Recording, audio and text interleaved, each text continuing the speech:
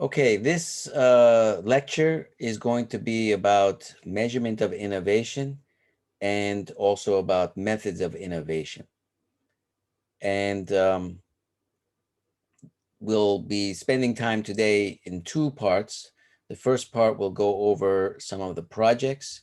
We'll go over some issues from last week, and we'll also have some discussion, brief discussion. The second half, we will actually do the lecture pertaining to these two topics.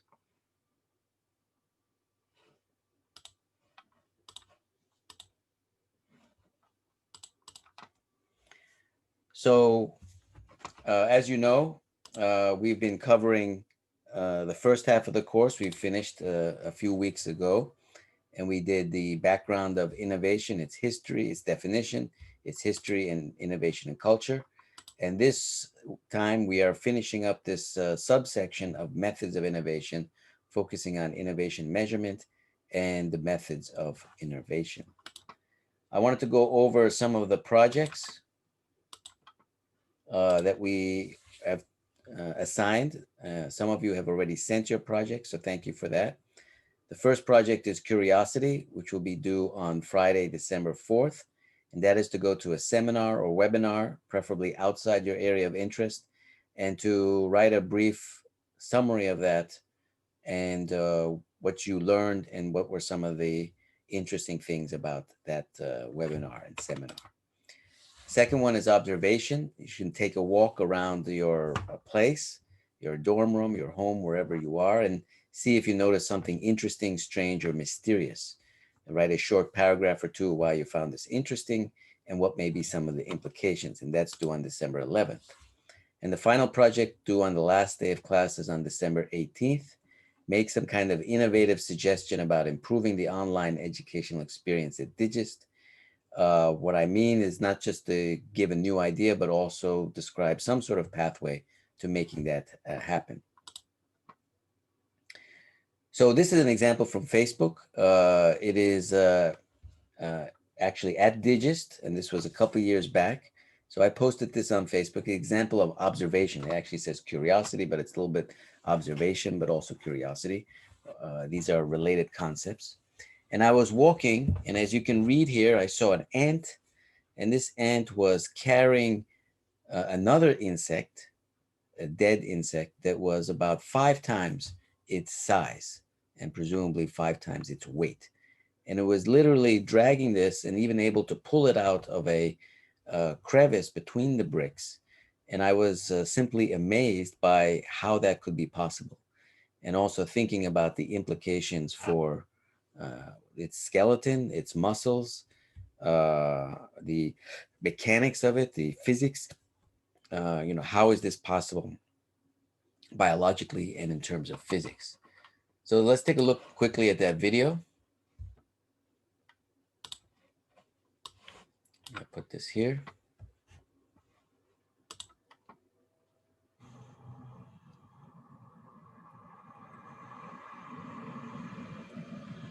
So I don't know if you can see it.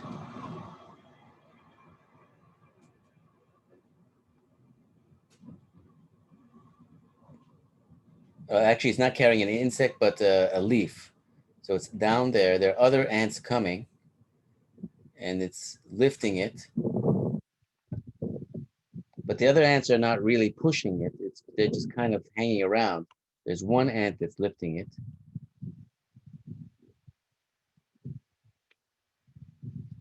And it's stuck in this crevice. I'm moving around for another angle. And there, another ant is actually helping at this point. So that's very interesting. How do they communicate? How do they help? There are lots of interesting things relative to that. And then it flipped it over here, went into another crevice, and they eventually pulled it out. He pulled it out, or this one ant. So that's an example of observation. And your write-up should be a little bit longer than this, but basically very similar. What did you find interesting about it? And what are some of the implications? And what could be potential innovation. So imagine if you could have working people or soldiers or firemen or whatever having some sort of exoskeleton that could do the same thing as this ant, and what the possibilities for that would be, and what would be the physics and uh, mechanics to make that happen. So that's one example for you to think about. So now for discussion, I wanted to talk about the two links that I sent to you via Kakao Talk. I hope some of you were able to read them. One was on the K-19 nuclear submarine accident in 1961, and the other one was a Korean Air Flight 801 that crashed in Guam, Guam. So anybody want to comment on this one, the K-19 nuclear submarine accident? Did anything interesting about it?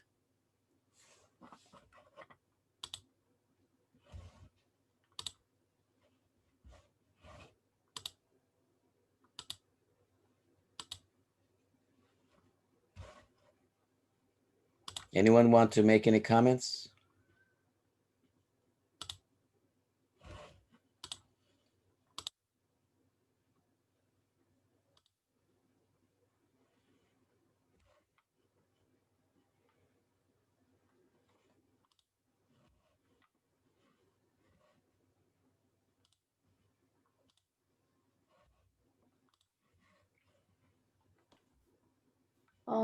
Professor, Yes.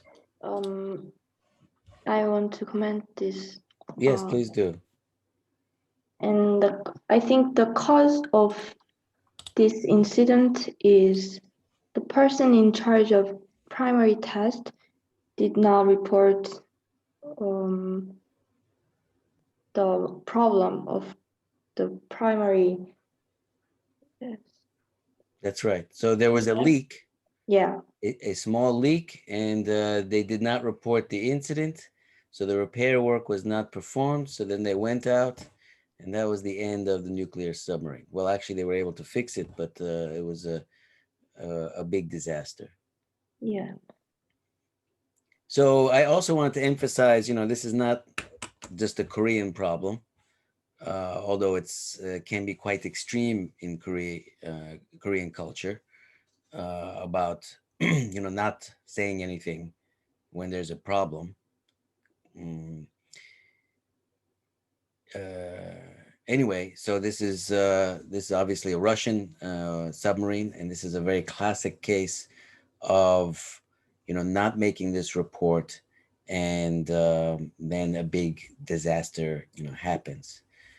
And I know all of you actually fully intellectually understand this, that people can die, that disasters can happen if bad things are not reported. All of you are obviously smart enough to understand that. But the reality is that to actually do that uh, can be almost impossible. And so when we had the class last week, I thought about these sorts of situations as being, not crazy, but very possible. So, anybody else want to comment?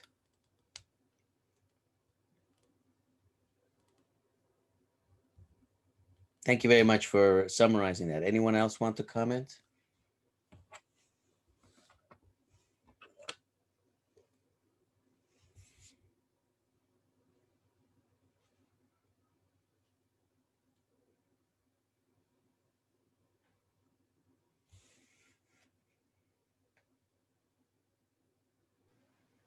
Can I comment?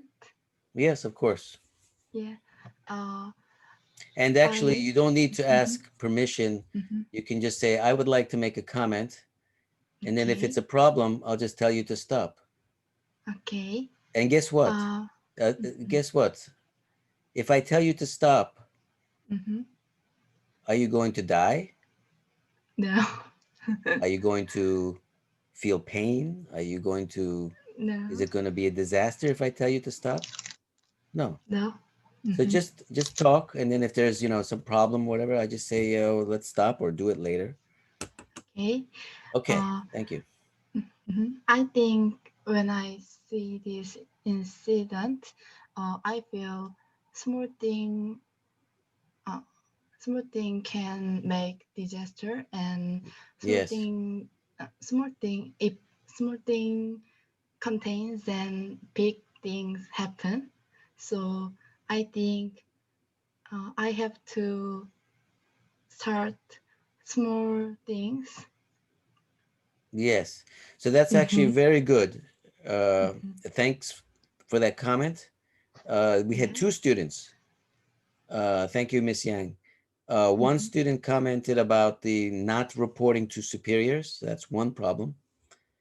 The other student, Miss Yang, reported or mentioned about the importance of the small things, the details. And that's also really important. In English, we have a phrase, you may have the same in Korean, small leaks sink big ships. In fact, this is a perfect example of that, of course. Small leaks sink big ships. There's another phrase in English, the devil is in the details. So the devil is a, you know, evil thing, whatever, and then the evil thing can come out of the details. So that's the phrase in English, the devil in the details. So thank you, Miss Yang. Anyone else want to make a comment about this K-19 incident? I want to make a comment. Please, Kim Chorin. I was uh, surprised about such a big accident was not known to public till one paper company reported this accident. Yes. So that's another great comment. So I'm so glad you're commenting. The first student talked about the hiding by the team or the junior officers. The second student talked about the details. And the third student talked about how this was kept secret, not by the junior officers, but by the big, the senior officers. And there's classic examples of this with Chernobyl, and other disasters that in the end more people die. So I think openness and transparency and communication are extremely important. They are not so important in many cultures and many situations.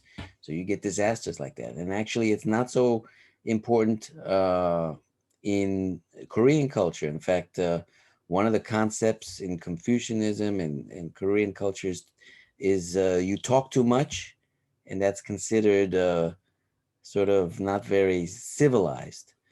And quietness and very few words, uh, in is considered very respectful and all that. And there's nothing wrong with that. That's fine.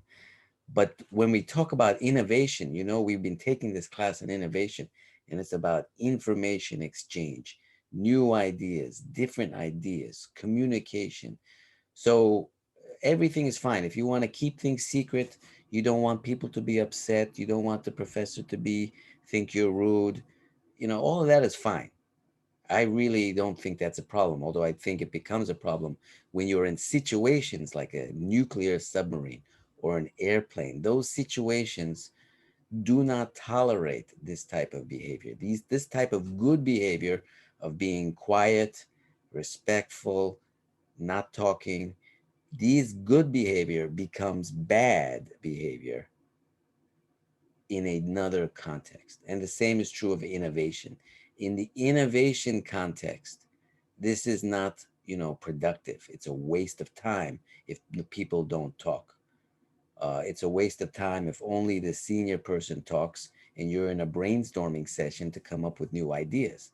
I mean, that's crazy. It doesn't make any sense. The whole purpose of the brainstorming is to have different ideas, and everybody just talks about it. So this is a very important concept. You learn so hard about how it's important to be respectful and not talk and not interrupt. You learn that day in and day out. I seen that. When I first came to Korea 10 years ago, I saw the Solal, and the children bowing to the grandparents and getting the money and all that. So this happens from the earliest you can remember, this training and this education. And as I said, it's not a bad thing. It's that's not my complaint. But this sort of thing is not, this sort of uh, thinking is not the best for other situations, such as piloting an airplane or doing a nuclear submarine or doing innovation. That's the very important point. You need to be flexible and adapt for these sorts of situations and not having the same behavior for everything, but to be able to know when to talk and when not to talk. Let's go to the next slide. Thank you very much. Korean Air Flight 801. This was a terrible accident, and I think most of the people died. I think there were a few survivors. Anybody want to comment on this article that was from Wikipedia about Korean Air Flight 801? I want to comment this. Okay. I think, as you said, this was caused by Korean culture in which people with low status and cannot like cannot say something against high people. Yes. So yeah, I think the people in Korea seems to need the ability to talk about what they think is right to some Okay. That's That's high right. status. Yes. And also like Yes. if someone is a high status person, they should, I think they should listen to those who are lower status. That's Yeah. right. Right. So this is not just about complaint about the junior people, but it's a culture on all sides, of course. And then, as I wanted to emphasize, the reason why this is very tricky is that criticism in Korean culture is very difficult topic. As I mentioned, people are educated not to criticize.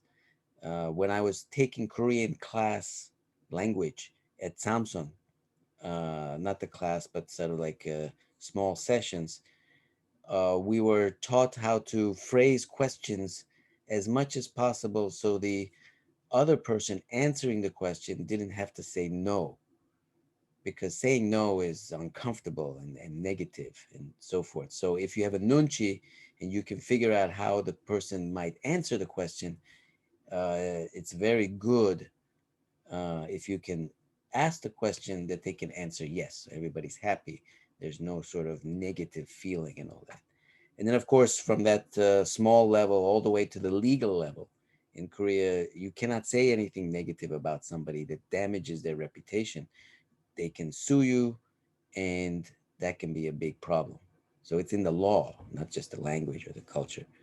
So this is not necessarily a bad thing.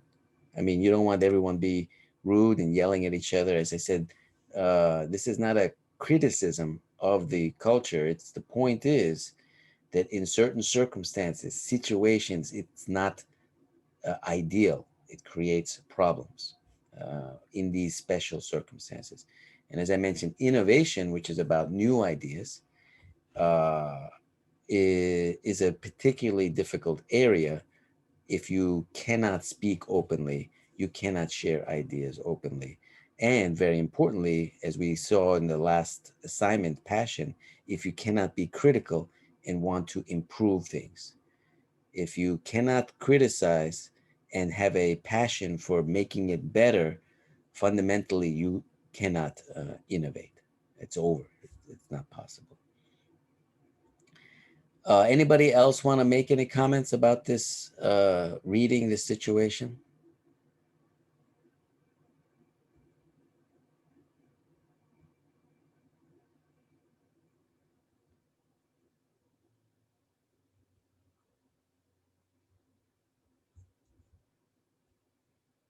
Any other thoughts and comments?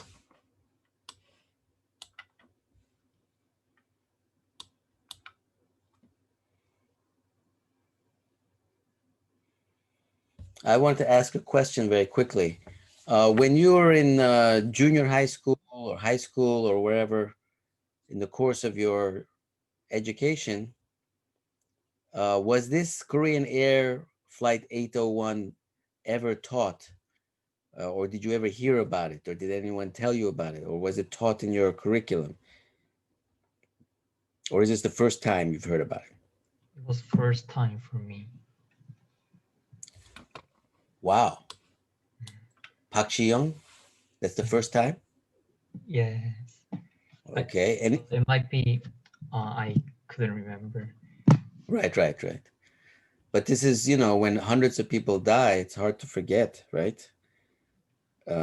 If it's taught in a class or whatever. Anybody else had the experience of this being actually taught as an example?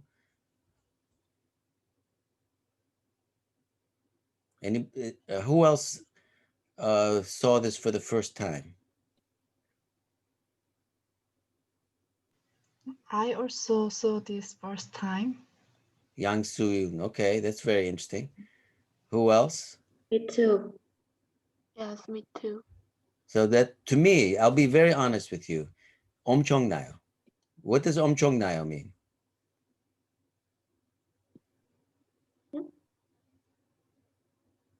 Because it is very terrible extent, so all of us have to remember this. It's amazing, right? 엄청나요. Amazing to me. It's I actually learned this topic, not so that I can be critical of Koreans. I mean, that's not the point. I was taught this somewhere in the school. Somebody mentioned this as an example of what can happen if you don't speak up. And then, of course, as I mentioned, this is not just a Korean thing, but the Russian and Americans too, but for that matter. I mean, if you think about Trump and not talking about the COVID, it's a whole controversy. He may have lost the election because he, was not really open about it in the beginning. So, but this is in the literature of management literature, because I'm also involved in business. In the innovation literature, this Korean air flight is a very classic case, and it's taught around the world. So I actually think it's really amazing that many of you students have not been exposed to this example. And when you go out into the world, you should know that the people out there, non-Koreans, have learned about this. And they learned about it as an example of how to improve, because they want to, do better. They don't want people to die in the future. So I'm still very amazed that this example, which is a very major one in the world of safety, of course, in the world of airline safety specifically, but in general, is not widely known in Korea. To me, 조금 이상해요. 조금 엄청나요. Okay, before we go, any other comments or before we proceed?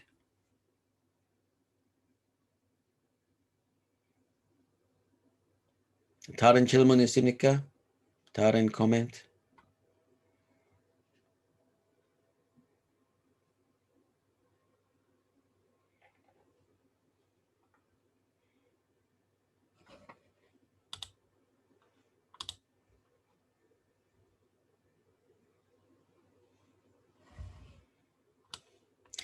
Yeah, so somebody said,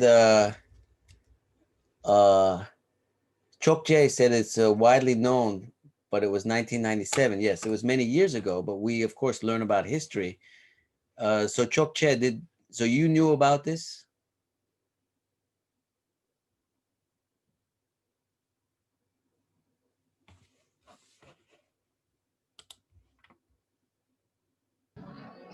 I knew this by newspaper, but I think I've never heard it when I heard it in school or from education. Right. So nobody really formally, you maybe were reading a lot or you had some opportunity to come across it, but nobody really talks about it as an example or whatever. Okay. Did anyone in the class, we have how many people here? 24, 23 people participating in this Zoom call. Did anyone in this, any of you 23 have this example sort of presented to you as something to study or something to think about? Anybody have this example?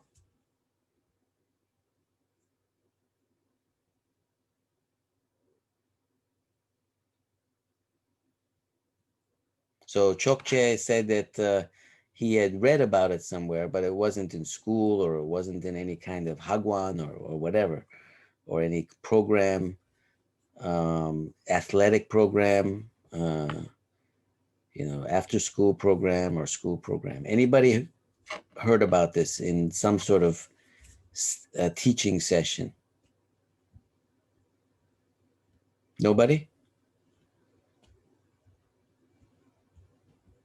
Okay, so we do it in our class today. Okay, the question for our discussion, and then we will take a break and go into the lecture, is how do you measure innovation? And I would actually want you to answer more the second question. What is your preferred method of innovation? So when I say, here's a project, do an innovative result, or you have your boss say, do this innovation, or better, you want to do innovation, like you see something wrong, or you see something that could be improved, you say, I want to innovate. What method do you do? What approach? Anybody want to answer that?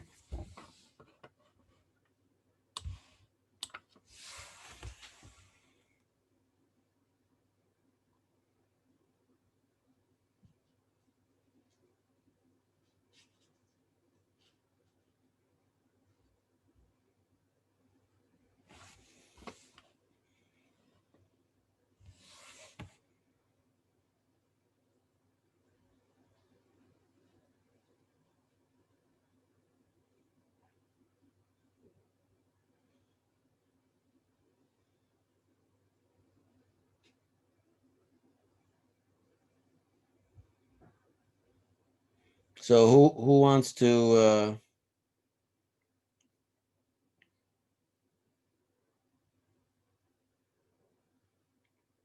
give their sort of preferred method of innovation?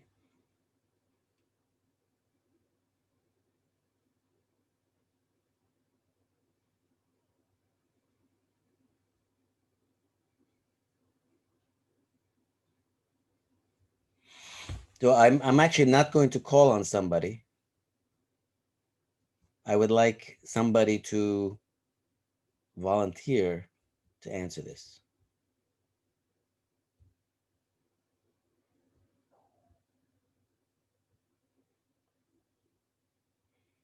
So I'd like you to practice your initiative in saying something, even if you are uncomfortable, especially if you are uncomfortable.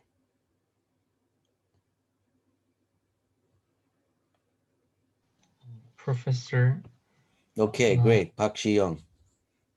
uh, What is your preferred method of innovation?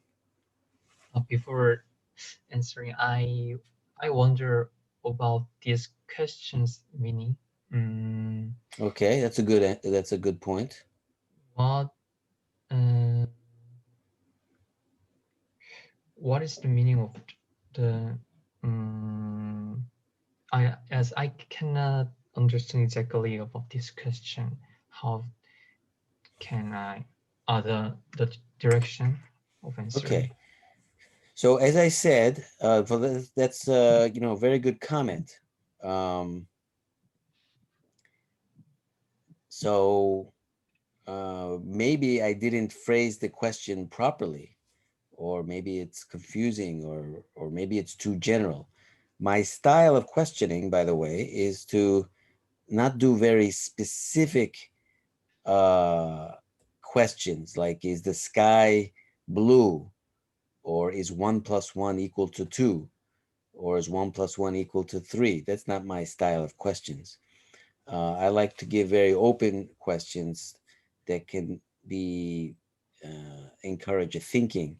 Of course, that's the way innovation works. Innovation is not a definite answer. You have to create something new or connect new things together. So it's always very broad. So this is a very broad question. What is your preferred method of innovation? Then I can give you some examples. So we often hear stories about somebody who made an innovation or had a new idea because they had a dream. They went to sleep and they had a dream and they dreamed of some sort of innovation. They got up and drew the ideas and made ultimately that product.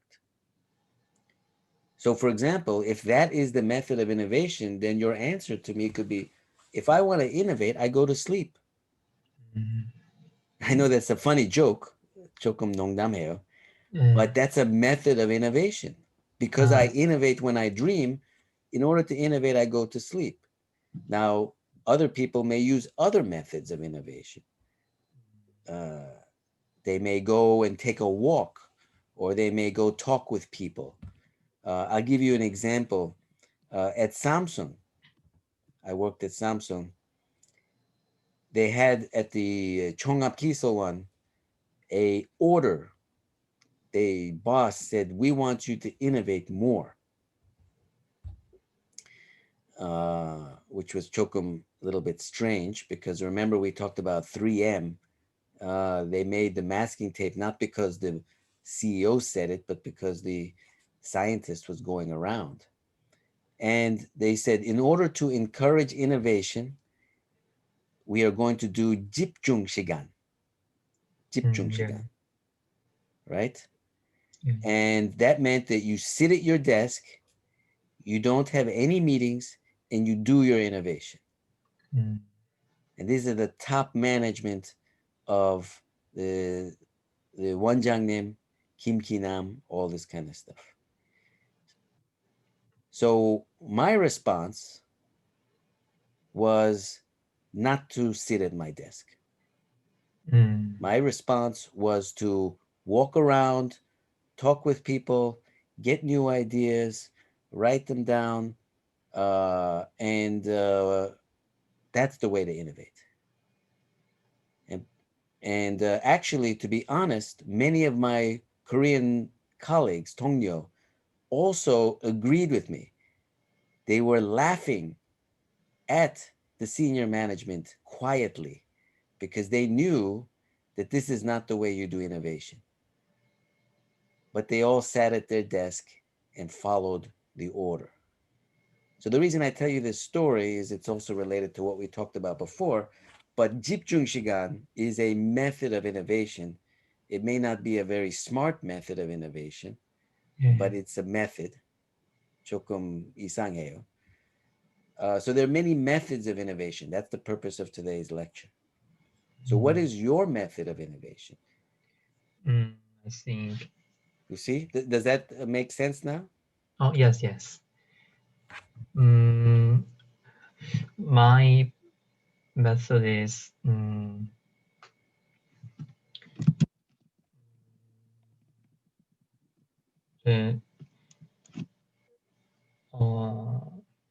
is sitting on the chair, the desk, and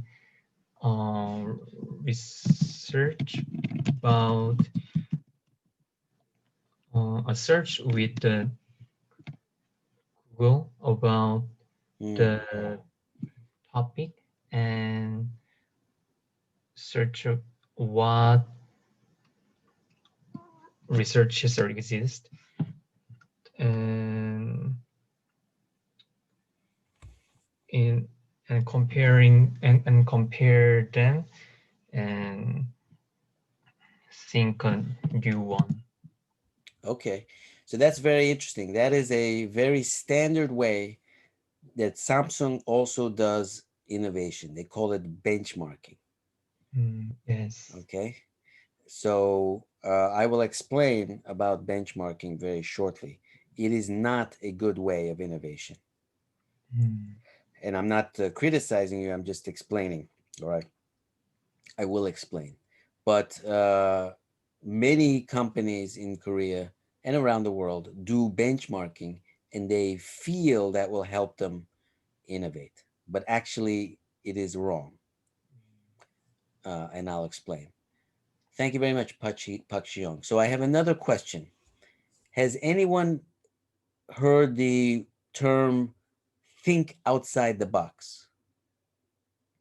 Has anyone heard that? Think outside the box? I heard about it. Good. Ji, you heard about it. What does it mean? Uh, Explain to everybody, please. I felt that it makes sense as creativity. Right. So what is the image you get? Think outside the box. Why is it related to creativity? I thought that we have to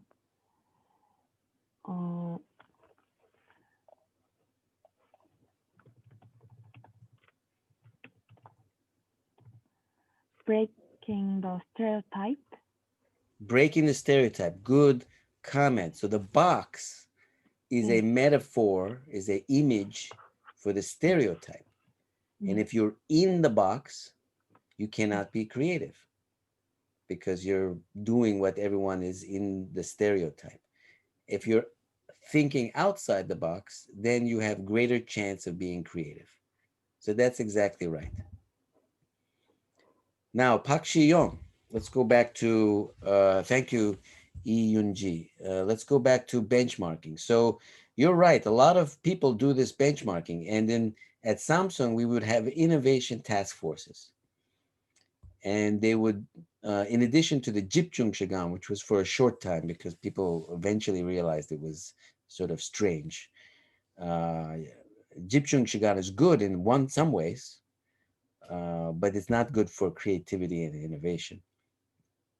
It sort of relates to what I said earlier about culture. Sometimes the culture is good for certain situation, but it's not good for other situations. It's very important to be flexible.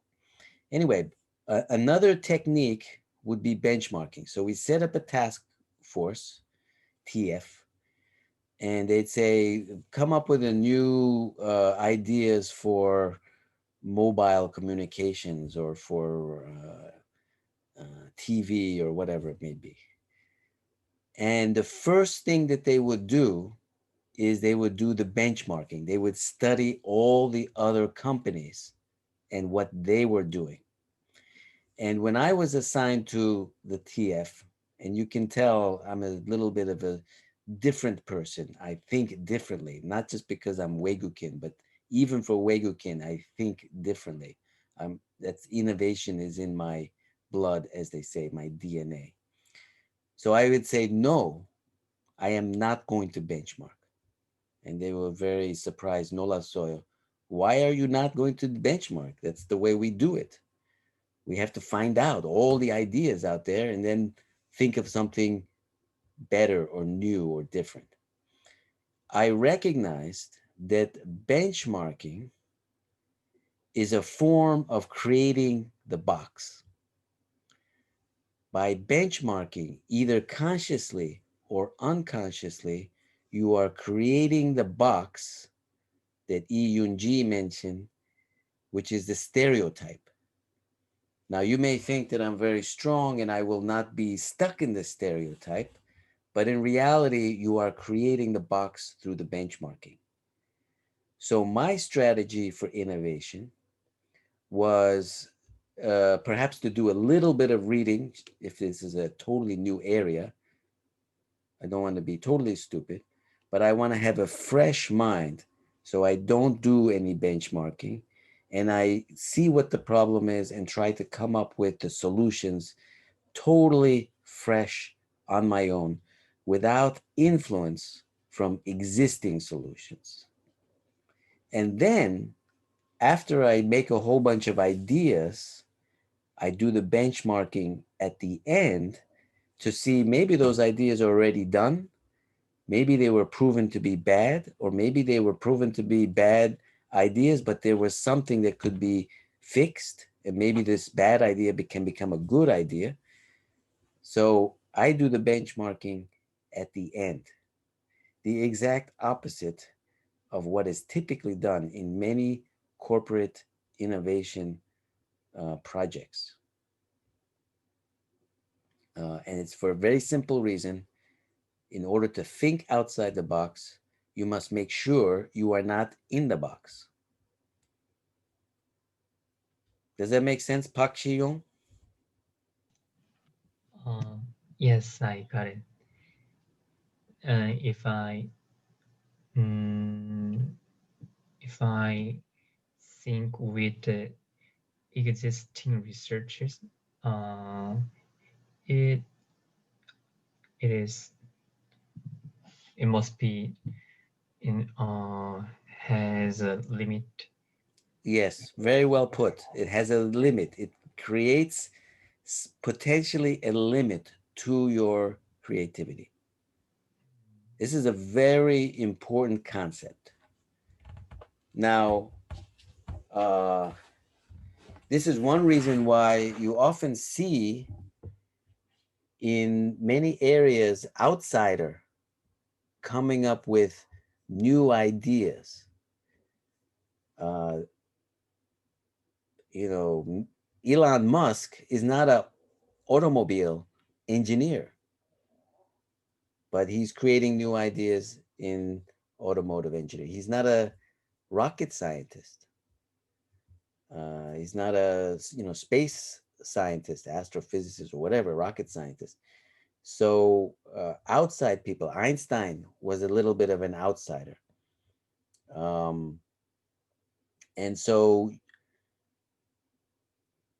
if you want to be innovative, if you become a deep insider, even though you're an expert and you're really respected and all that, you actually may not be the most innovative.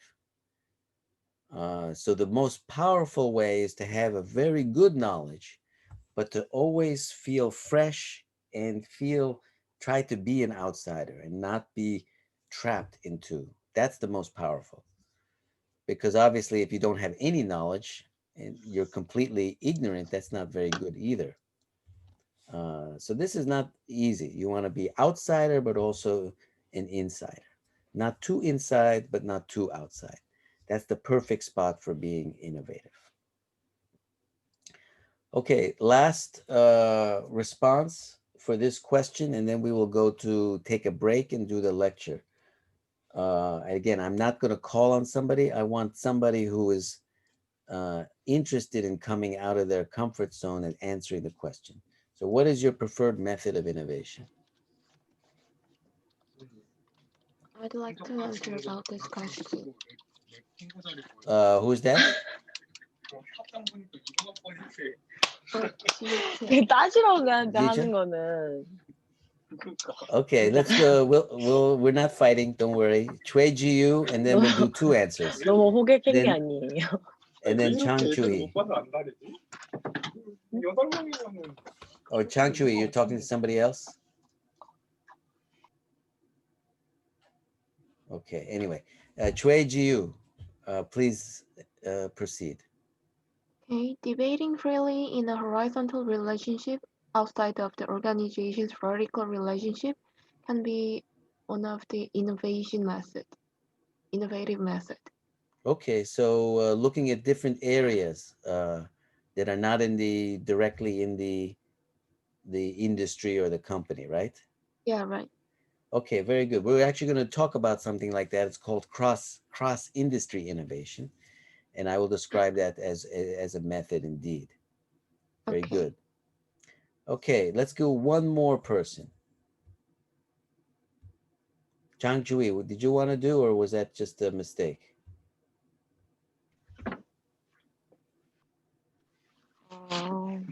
Or you want to answer? Yeah. Okay, so what is your preferred method of innovation? Mm,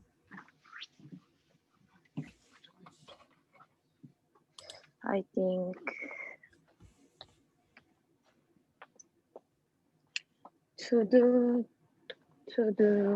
in action what they studying instead of just sit on the chair. Oh, that's a great answer. In order to innovate, you just kind of do it. Many of you know Nike, right?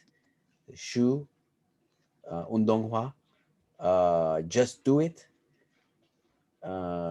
Sometimes if you just start to make a prototype, you start to make something, you start to prepare it, you start to meet with people, whatever, the action, as Chang Chui said, the action can create some innovation. And that's a very good idea rather than just sitting and thinking or talking about it. So that's very good. Let's take a break here. It's now 4:11. So we'll start again at 4:25. 4:25, we will start again.